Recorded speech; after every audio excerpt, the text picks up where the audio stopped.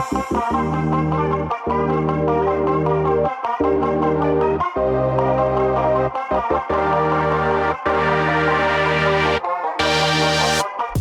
and welcome to a new part of Advent of Code. Let's Code Day 6. Tuning trouble. The preparations are finally complete. You and the elves leave camp on foot and begin to make your way toward the Starfruit Grove. As you move through the dense undergrowth, one of the elves gives you a handheld device. He says that it has many fancy features, but the most important one to set up right now is the communication system. However, because he's heard you have significant experience dealing with signal-based systems, he convinced the other elves that it would be okay to give you their one malfunctioning device. Surely you will have no problems fixing it. Surely. As if inspired by comedic timing, the device emits a few colorful sparks. To be able to communicate with the elves, the device needs to log on to their signal. The signal is a series of seemingly random characters that the device receives one at a time. To fix the communication system, you need to add a subroutine to the device that detects the start of packet marker in the data stream. In the protocol being used by the elves, the start of a packet is indicated by a sequence of 4 characters that are all different. The device will send your subroutine to a data stream buffer. Your subroutine needs to identify the first position where the 4 most recently received characters were all different. Specifically, it needs to report the number of characters from the beginning of the buffer to the end of the first such 4-character marker. For example, suppose you receive the following. After the first 3 characters have been received, there haven't been enough characters received yet to find a marker. The first time a marker could occur is after the 4th character is received, making the most recent 4 characters MJQJ. Because J is repeated, this isn't a marker. The first time a marker appears is after the 7th character arrives. Once it does, the last 4 characters received are JPQM. 1, 2, 3, 4, 5, 6, 7. Okay. In this case, your subroutine should report the value 7 because the first start of packet marker is complete after 7 characters have been processed. Alright, sounds easy enough. Let's get our puzzle input. Create a new file for our input and also a new file for our code.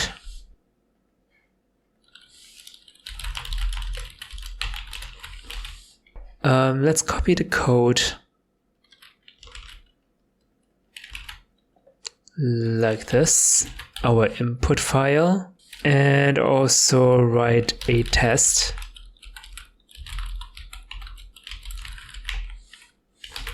Alright, so the input is just a bunch of characters, right? So it's really easy.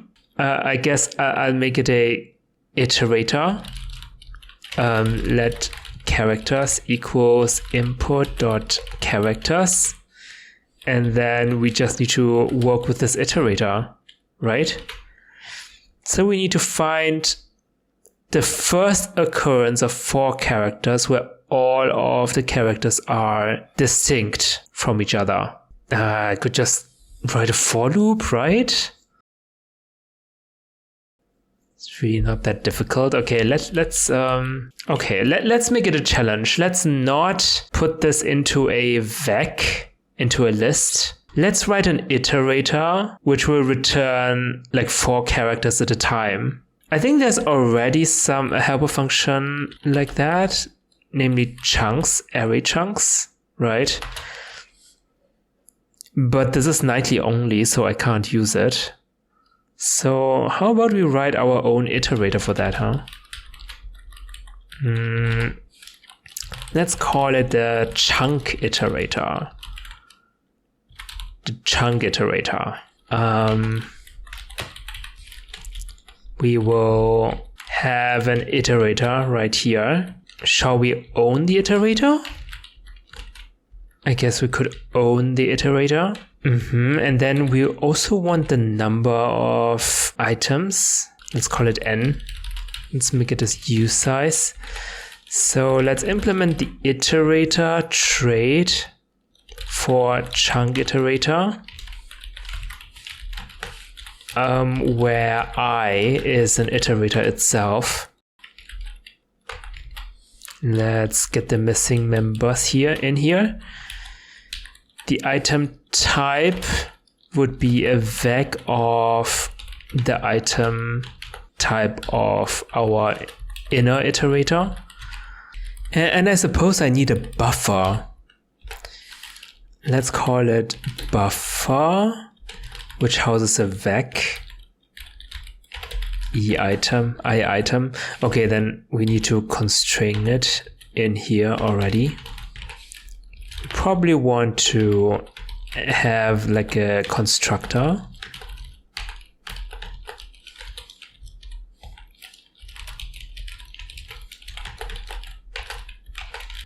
We would need to know the number of elements in each chunk, and we will just construct it. And we also, of course, need the iterator itself.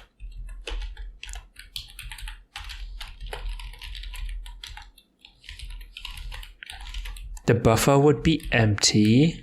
I actually don't want a stack for a buffer. I think we need a queue. So my idea is the buffer will always contain 4 elements, right? And for each iteration step, we would remove one item from the front and push an item at the back.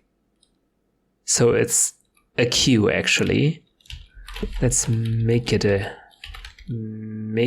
a queue. Vec deck, right? That's what it's called. Okay. And also we can already specify the capacity.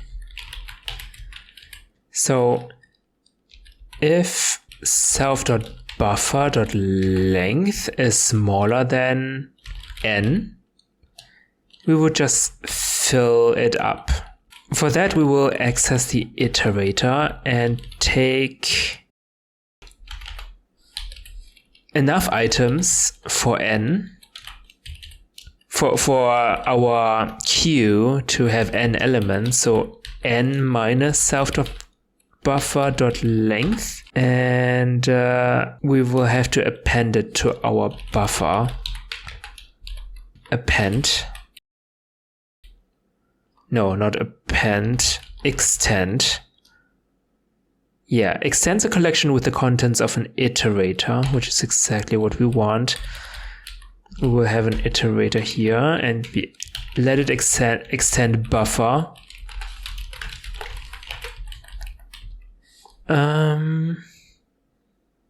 Cannot move out of self-iter, which is behind a mutable reference. Yeah, I don't want actually...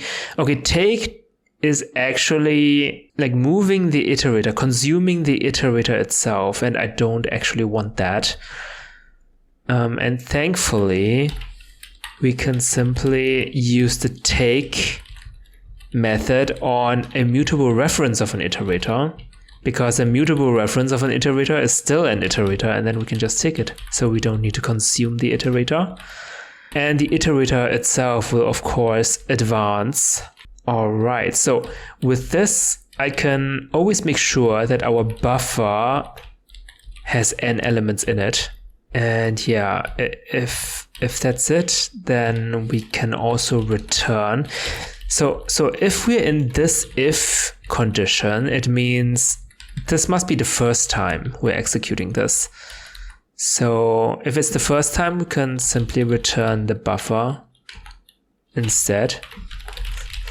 And we would need to clone it. And for that, it only works if our item type is clonable. Otherwise, it doesn't work. What now? Oh, yeah, our item type is now a double-ended queue. Okay, so, and for the else condition, if it is not the first time we're doing this, we will need to advance our buffer, which means we will pop front. And then we will push back whatever iter is giving us next. Of course, iter.next can be empty, a none variant. So we would need to check if it is sum first. If yes, we can do that. We will push back item and then return self.buffer.clone. And else, if item is none, then it means our iterator ended, right? So we can just return none.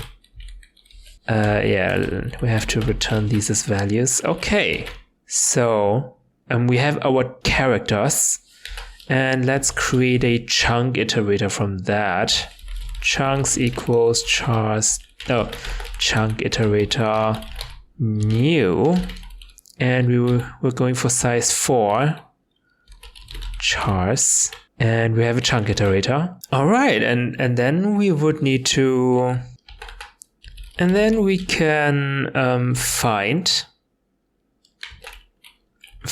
the chunk. Oh, find a chunk where if we convert the chunk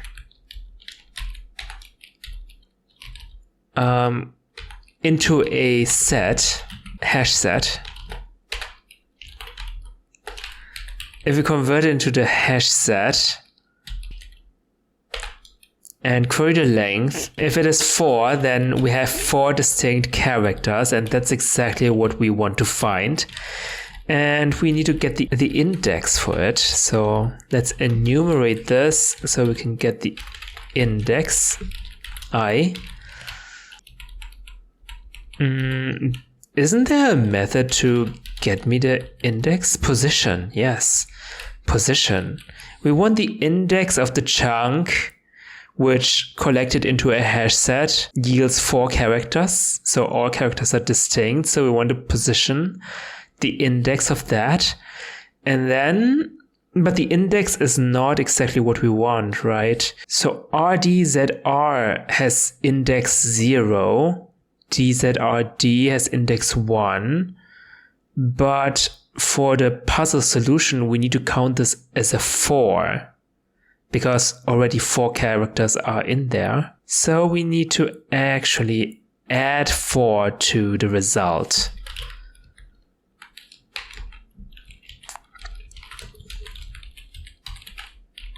And let's print this.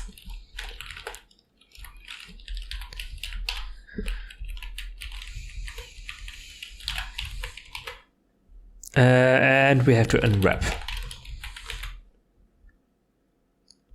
Oh, cannot borrow chunks is mutable. Yeah, let's make it mutable.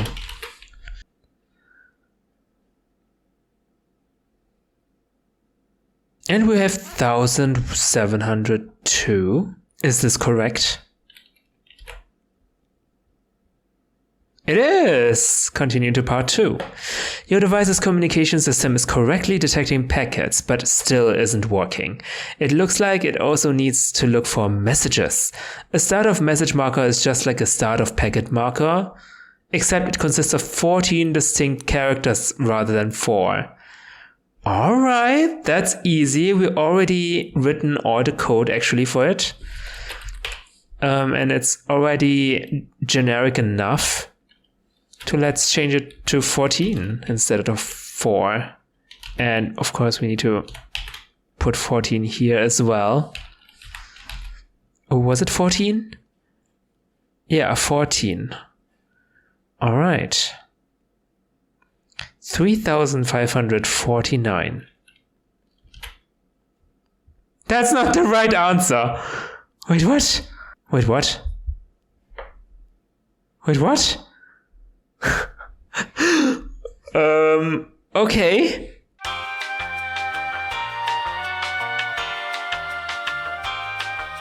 Oh, yeah, I need to add 14 instead of 4. Yeah, should have made it a variable, huh? Okay, you know what? Let's make it nice. Make it a variable. N.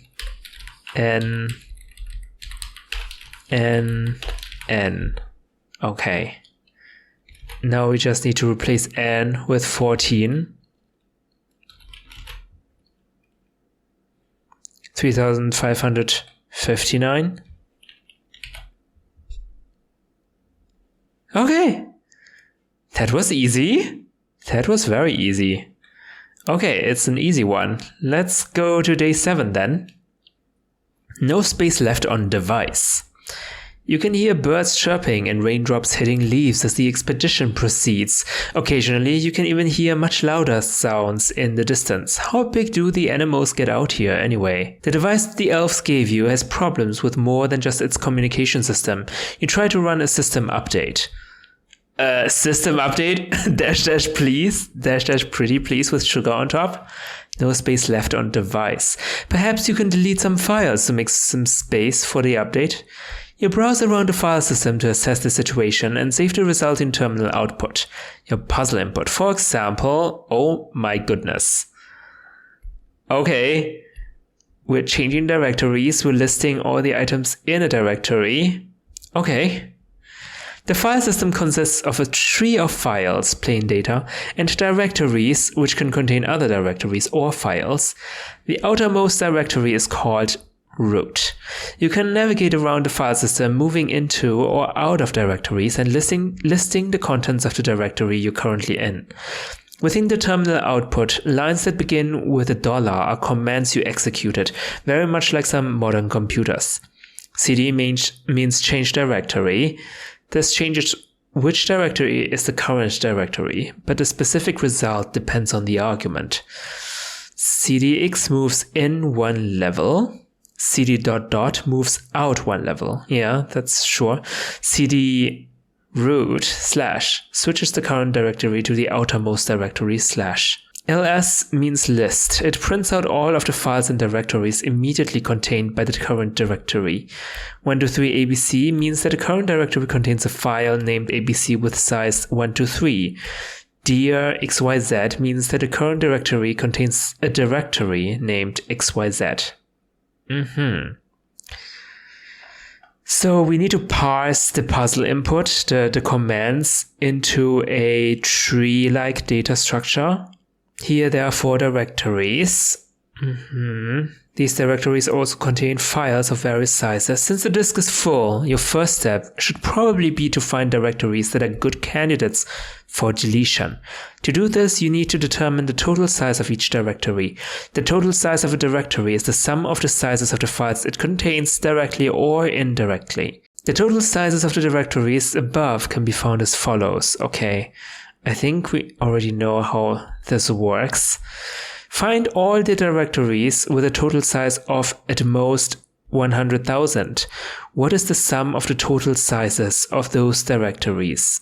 So we're looking for small directories we can delete. Is that it? Okay. Shouldn't be too much of a problem, although coding the tree data structure is gonna be difficult in Rust. But not that difficult.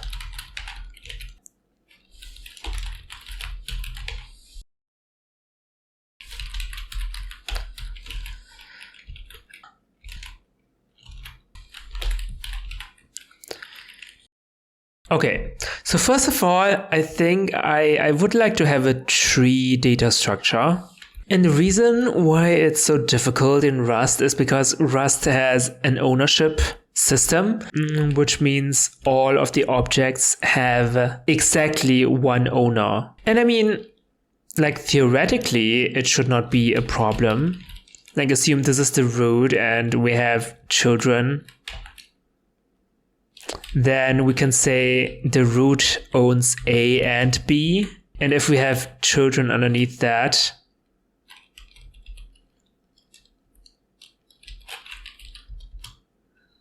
then we can say A owns C, A owns D, and B owns E. Something like that. And since it's a tree, we cannot have like cycles. So we can model a tree with with the ownership system like this. But this has like a disadvantage.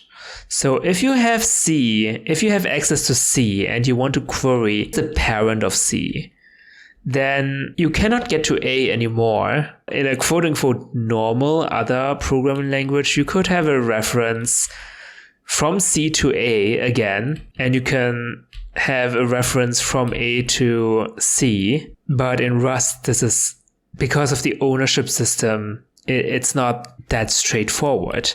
So even though A can own C and can reference C, you cannot say C owns A as well, because this would violate the ownership rule.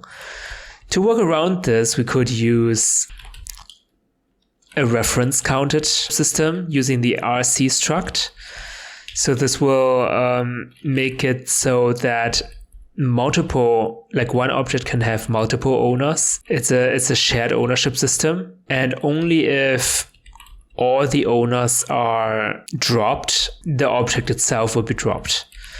So with this, you could have A own an RC reference to C, and C owns an RC reference to A. But now we have a problem that RC is like inside such a cyclic dependency like that, which would mean a memory leak.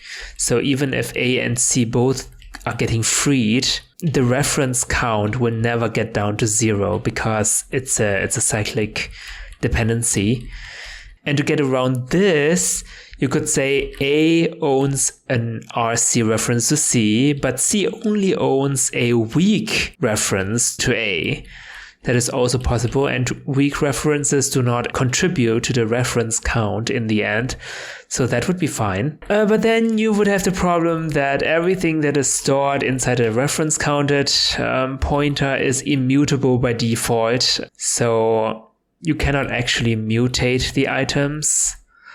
Unless you would introduce interior mutability like refcell, then you would have RC refcell of a thing, and then you would need to carry that around everywhere, which is like a pain in the ass. So yeah, usually you don't want to do that. So that's why like most tree data structures in Rust, they have like it's mostly done it in a way where you have a linear storage system. So you store star A, B, C, D, A in a linear fashion, like a vec.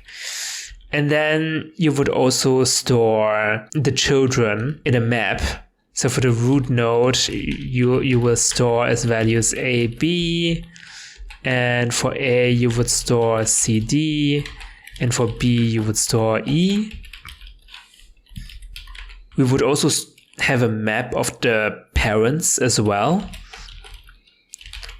So parent of B and A would be star, parent of C would be A, parent of D would also be A, and parent of E would be B.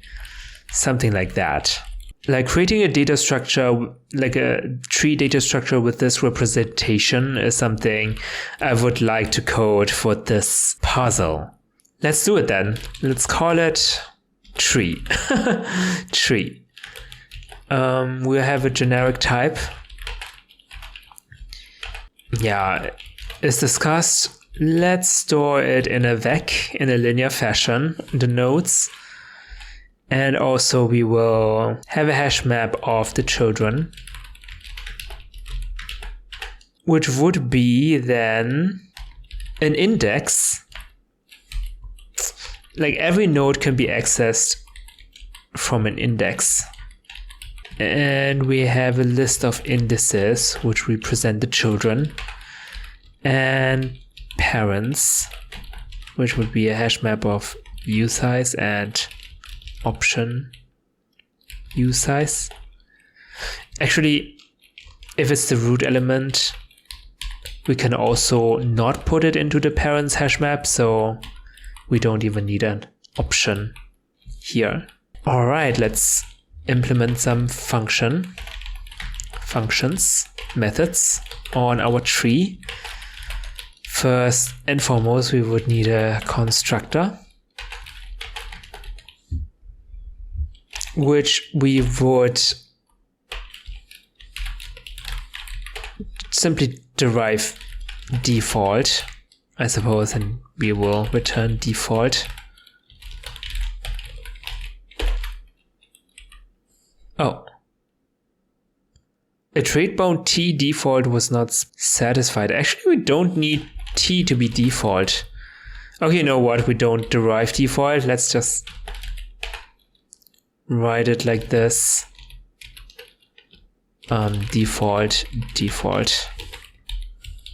All right. And we would need a push, which takes self as a mutable reference. And we would like the parent, which could be none. So we could add another root, I suppose. Root the node. And the node data itself. uSize is such a generic type. Let's make a new type for the node IDs of the tree. Let's call it node ID uSize, and we will derive every possible thing for it. Default we don't want. Clone copy is okay. Equality, hash equality. And instead of uSize, we will be using node ID. And push will return me a node ID, or none if it wasn't possible to add the node. If this node ID here for the parent is invalid or something. So we can say nodes just push the node into our vec. Of course we want to have our ID, which is simply the length of our vector.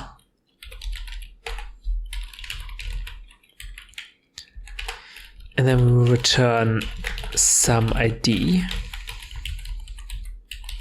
And we're gonna add the children and stuff.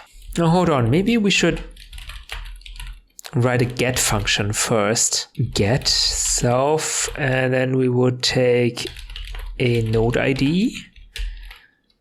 And we will return our T as a reference, and we can say self.nodes get id.0, and this would be an option. Yeah, and of course for each get we also need a get mut. Which will return a mutable reference, and it will have to be a mutable reference to self as well. Okay, and then we will just need to query parent. If self.get parent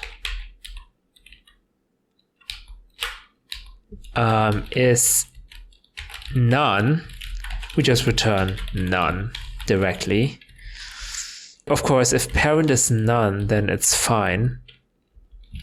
If let sum parent equals parent, if it is sum, and if it doesn't exist, then we will return none. Otherwise, we will push the node into nodes, and then of course we would need to do some bureaucracy, namely add the children as an entry to our children hash map. We would need to insert parent only if parent is sum, of course, otherwise it's a root node. Insert parent ID. Oh, wait. We need to get mod. Or actually, okay, if the entry doesn't yet exist, entry parent or default, which means if parent does not exist in children, we would insert the default value for the value, which would be an empty vec. And here we can push our ID in here and also maintain the parents thing. Insert ID parent. Only if parent is sum, of course. That should do it. Of course, we would also need to iter the children of a node.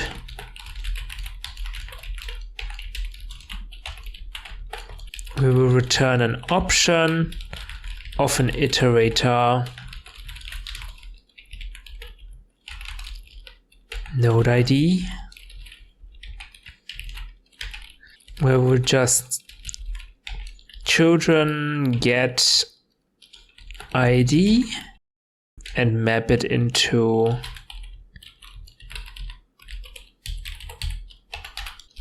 an iterator. Copied.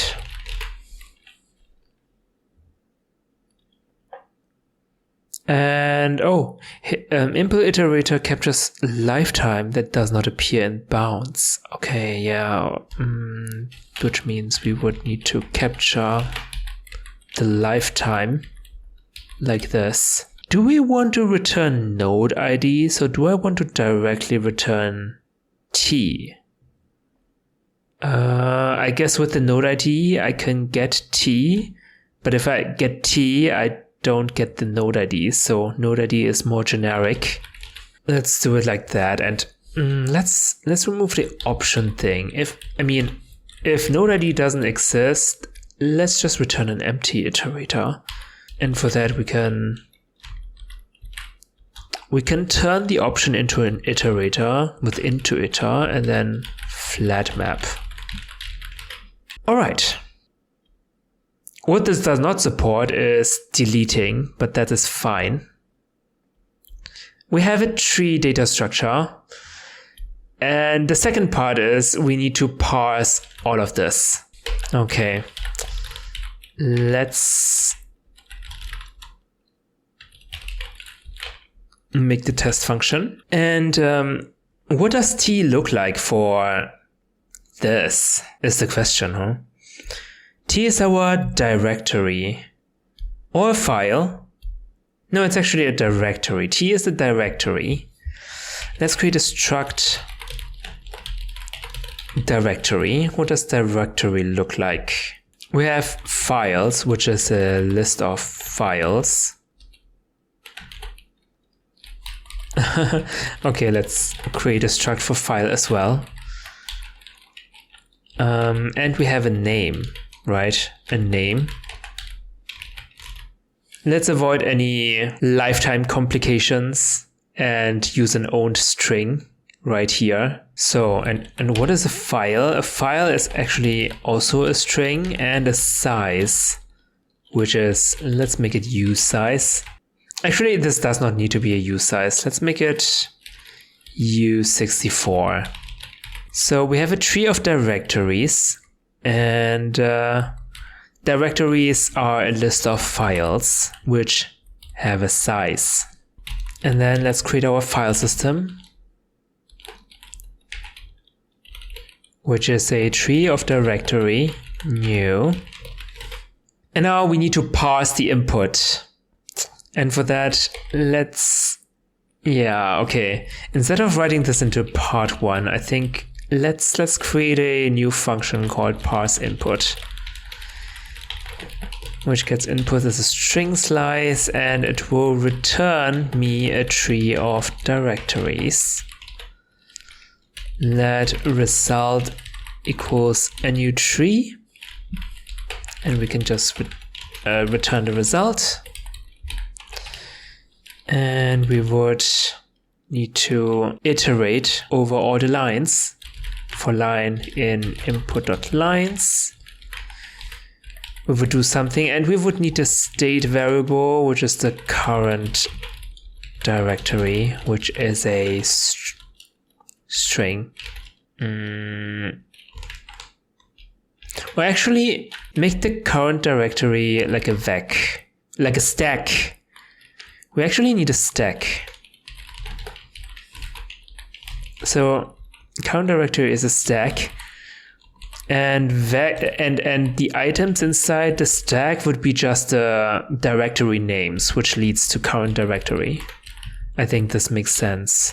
Okay, and for each line, there are 3 types of lines, right? The first type would be like a command, and there are subtypes of that. Second type would be a dir line, and the third type would be a file line, so to say. Okay, if line dot starts with a $, then we need to parse command. Else if line starts with a dir, add directory. Else if line dot else add file, something like this. And if it's an empty line, we just ignore. If line is empty, ignore that. Else if starts with this, parse command. Yeah, actually current directory should be actually a node ID. Yeah, should be a node ID, I think. Okay, so first of all, we need to create the root directory. Let root ID equals result.push. None as parent, it's a root node, right? And then directory. First of all, we should create a constructor for directory.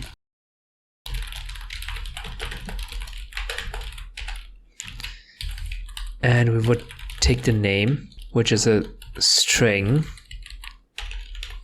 put it into name, and file would be a empty vec. So if we want to make this consistent, then the name would be an empty string. Okay. Result is mutable, of course, and root ID should be the current directory. The current directory should be a node ID. Yeah, of course. We want to have snake case in Rust and not the heck that was. Okay. So for adding a file, that is fairly easy, I think. Actually, let's do add directory first. That is fairly easy. So the name would be actually line dot. Let's just make the slice of 0, 1, 2, 3, 4. So let's slice at index 4. This should give me a string slice. And then we will make a new directory like this. Name dot into. Whoops, into. Okay, and then we can push this into our tree using current directory as the parent and directory. What? Oh, root ID might be none, but it can't be none. So we're just unwrapping it.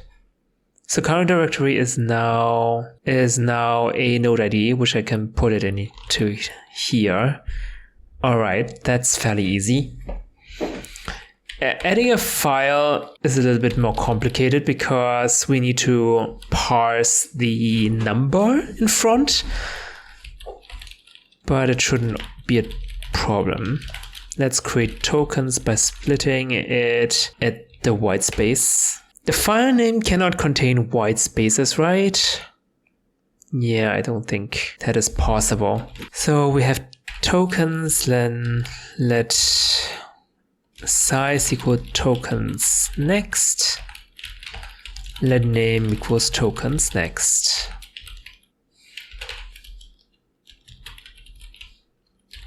And then we will match if both are size name. What am I doing?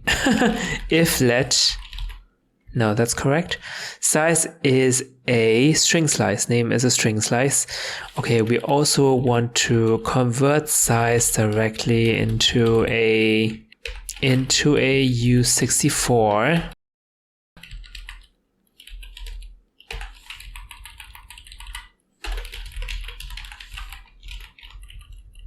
Making the arrow type into an option type and flattening the option type. So size should be a U64, which we can use.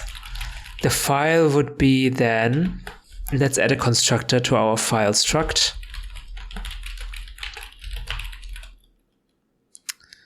New, we have a string as name, and size is U64.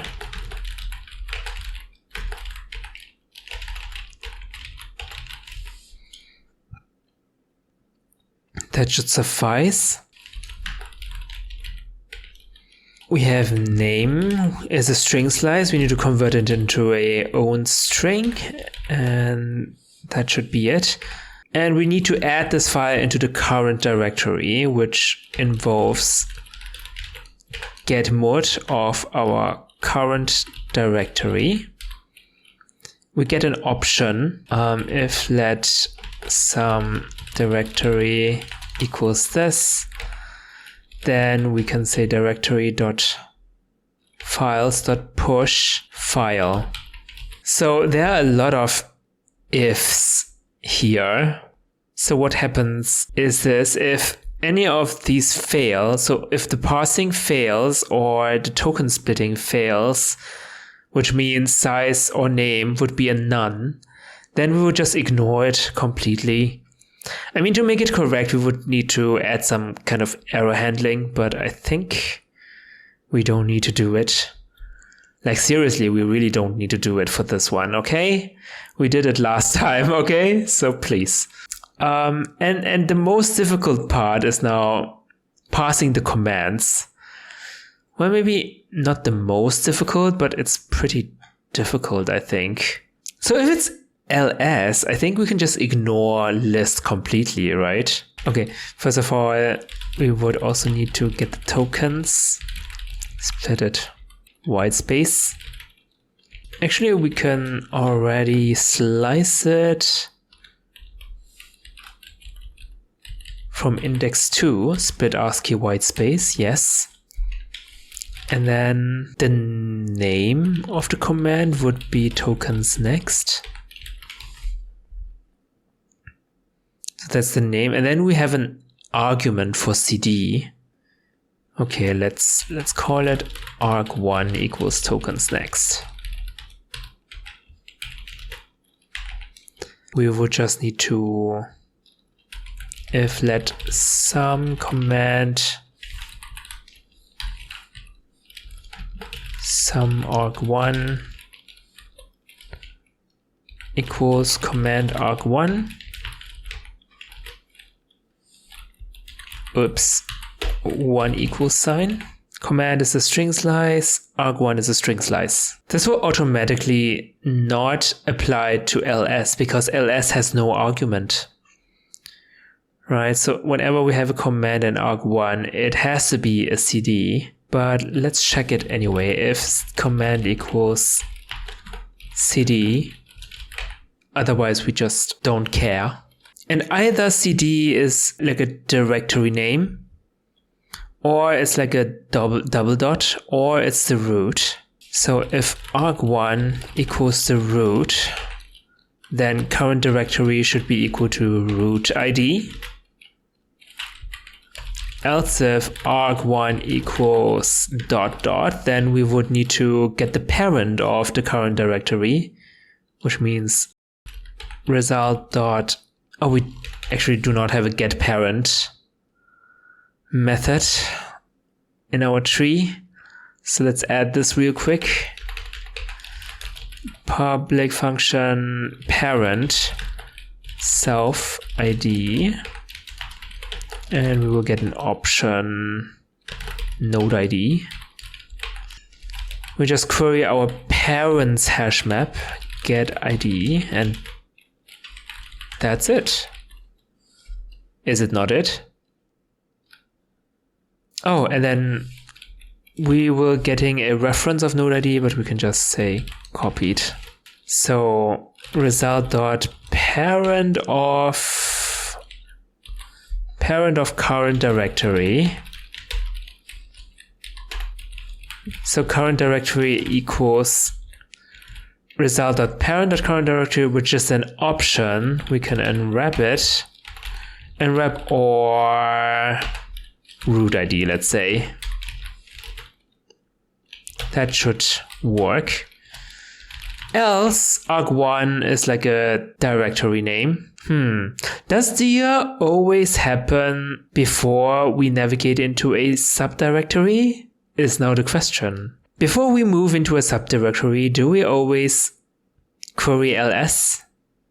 I hope so, otherwise this wouldn't work. Okay, let's assume we always have an ls command before navigating into a subdirectory. We don't blindly navigate into subdirectories. Okay, in that case, we would just consider the children of current, iter children. Consider the children of the current directory, which will return an iterator of node IDs. We would map these IDs, or flat map rather, into directories. So we have a list of directories now, and preserve the IDs as well. And we will find what is happening. Oh, wait, I cannot flat map this. Actually, yeah, I want to filter map this. So get ID gets me an option, and we will map it into ID dir. All right, and then we will find the one. ID is unimportant right now. We want to find the dir with the name arg1. And we will map it. We want the ID in the end. And let's unwrap it, or root ID.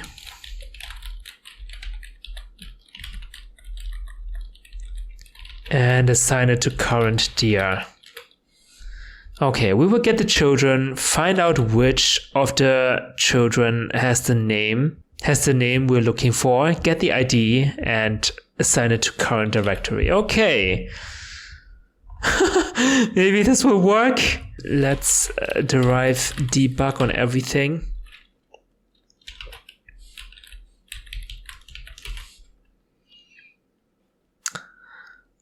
All right, let's try it out, shall we? Let fs equals parse input. And then we will print out debug print fs. Okay, we've got lots of data. You know what? The lack of error handling does make me a little bit uncomfortable, so I would like to add some error handling here. Okay, like instead of a tree, we will return a result. Okay. And then we will handle all the errors. What can go wrong? Enum parse error. What can go wrong? Let's derive debug on that. And also we can return a result here.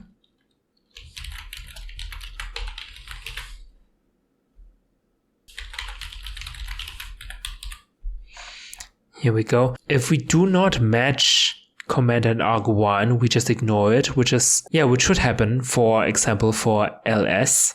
If command is not equals cd, let's return unknown command, for example. Return error, parse error, unknown command. And instead of unwrapping it like this, I think we should okay or map it into an error if it's none. Directory not found.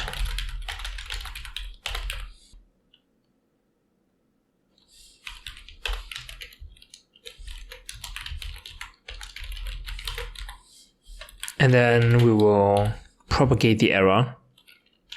The same here. If we're unable to find the directory, we will return with the directory not found. With dir, it is fine. Here we can return invalid entry, maybe. Here we will return invalid entry. Invalid entry. And here, if get mode current directory is none, then of course there's something very wrong with our state. And we will return parse error directory not found. Okay, let's try this. Okay, no errors. Okay, I feel much safer now. No errors. For another optimization, maybe instead of having like a owned string here and here, let's make it a string slice.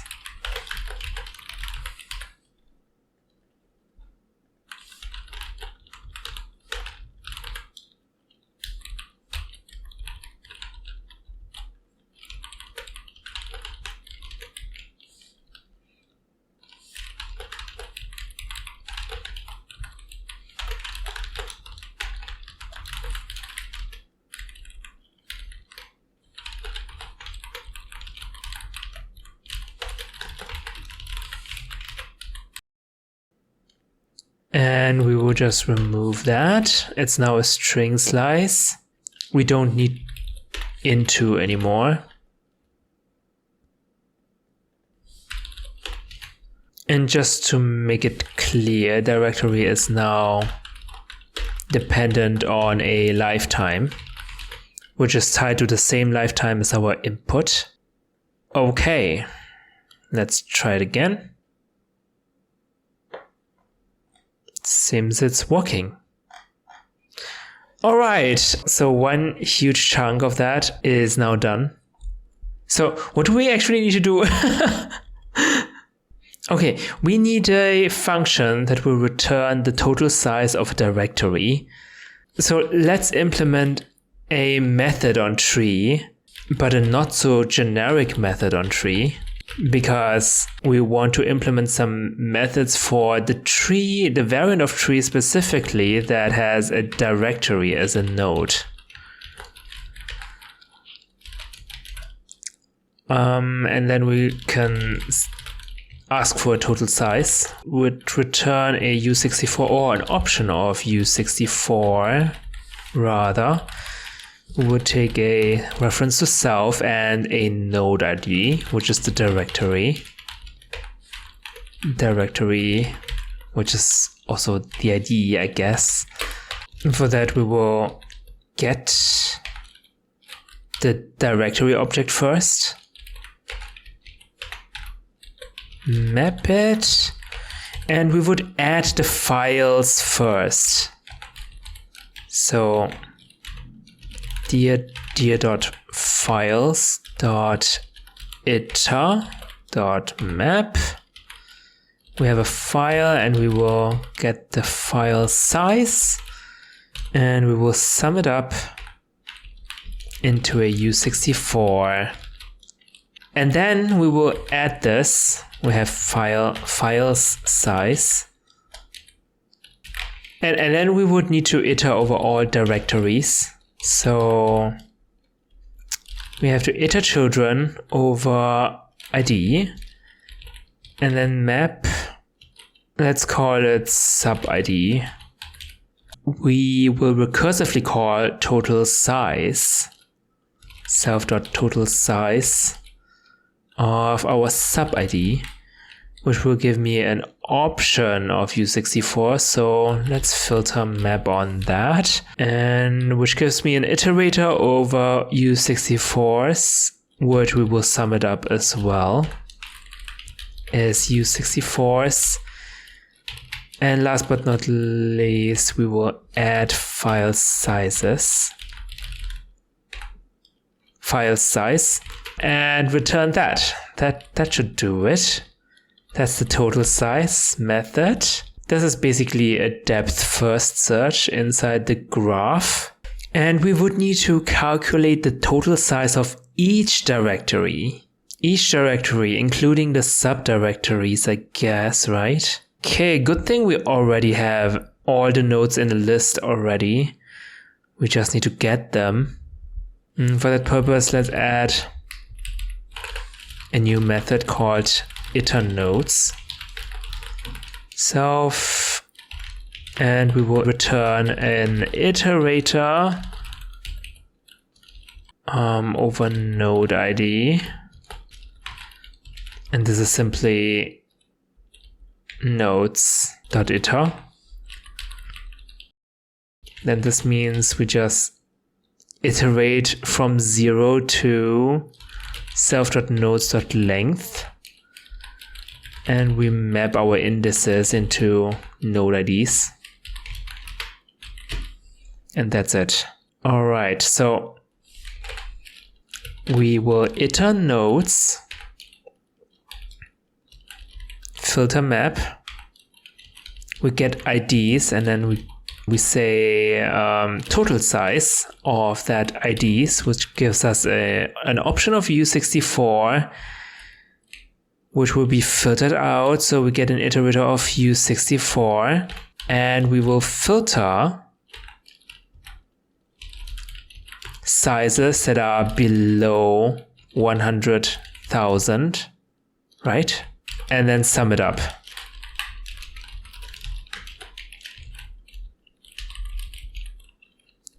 That's the solution.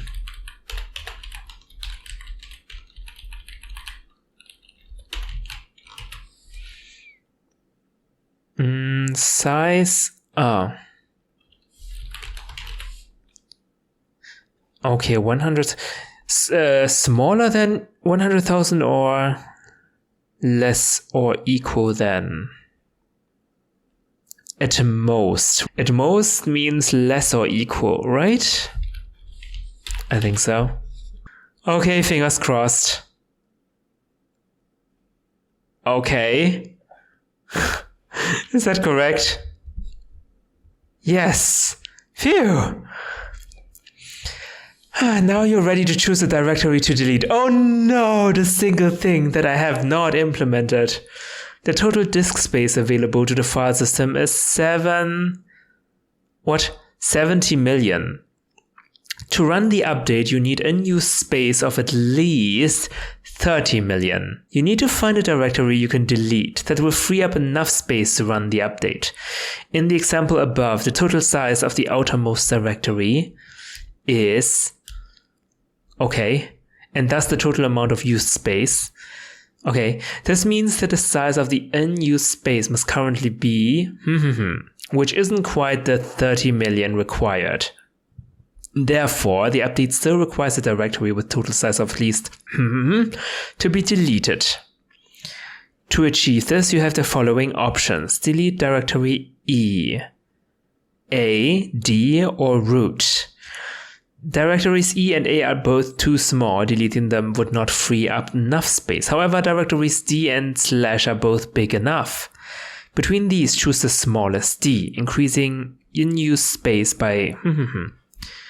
Okay, we don't actually need to delete a directory. We just need to find a directory to delete, which is fine. Okay, this can be done very quickly, I think. We will use the code like this in part 1. We have our file system tree, and let's create some constants. The total disk space available would be 70 million. And required size would be 30 million. Actually, maybe it's a good thing if we also return the root ID. Otherwise, we cannot get to the root ID. Do we need the root ID? Not sure.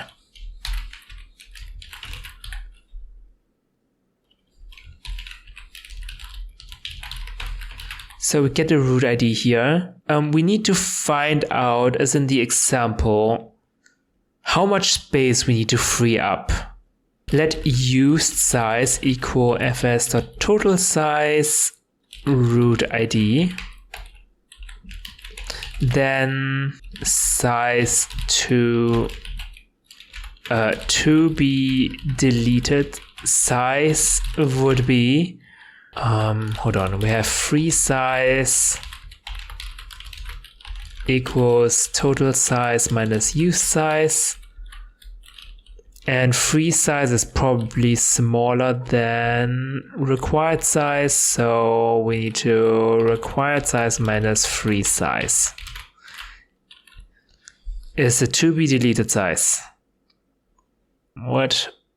Oh, this is an option. Let's unwrap it. So we need to iter nodes, aka directories, filter map all IDs so that the total size of these IDs is greater or equals than to be deleted size. Oh, let's make it in 2 steps. Filter map. First we will map it to our total size, and then we have size. Then size needs to be greater or equal than to be deleted size. Actually, not map, we need to filter. And we would need to get the smallest one, right? So we have to collect it into a vec for sorting. Eligible directories. Actually, it's just their sizes, but whatever. This needs to be mutable. So eligible directories sort. And we would take the smallest one.